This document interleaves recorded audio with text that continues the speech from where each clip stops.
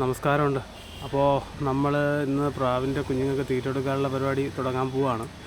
അപ്പോൾ അതിന് വേണ്ടിയിട്ട് നമ്മൾ ഫുഡിൻ്റെ കൂടെ ബി കോംപ്ലക്സ്, വിമറാൾ അങ്ങനെയുള്ള ഐറ്റംസ് മിക്സ് ചെയ്താണ് ഇതിന് ഫീഡ് ചെയ്യുന്നത്. അപ്പോൾ ഇത് കണക്ക് 2-3 ഡ്രോപ്സ് അതിൽ ഇറ്റിച്ച് കൊടുത്തതിന് ശേഷം നല്ല രീതിയിൽ ഡൈല്യൂട്ട് ചെയ്ത് ആണ് നമ്മളതിന് കൊടുക്കുന്നത്.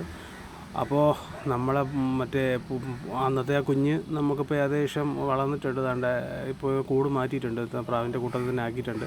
അപ്പോൾ ഇതേപോലെ നമ്മളൊരു സിറിഞ്ച് എടുത്ത് നല്ല രീതിയിൽ മിക്സ് ചെയ്യുന്ന തീറ്റ സിറിഞ്ചിലെടുത്ത് കുഞ്ഞിന് നമ്മൾ ഇതേപോലെ, അതായത് വേറെ ബുദ്ധിമുട്ടൊന്നും ഉണ്ടാകാത്ത രീതിയിൽ വാ തുറന്ന് ഫീഡ് ചെയ്യുകയാണ് ചെയ്യുന്നത്. ഇതേപോലെ പതുക്കെ അങ്ങ് ഫീഡ് ചെയ്ത് കൊടുക്കുന്നതാണ്. അതേപോലെ 2-3 കുഞ്ഞുങ്ങൾ നമ്മൾ ഹാൻഡ് ഫീഡ് ചെയ്യുന്നുണ്ട്.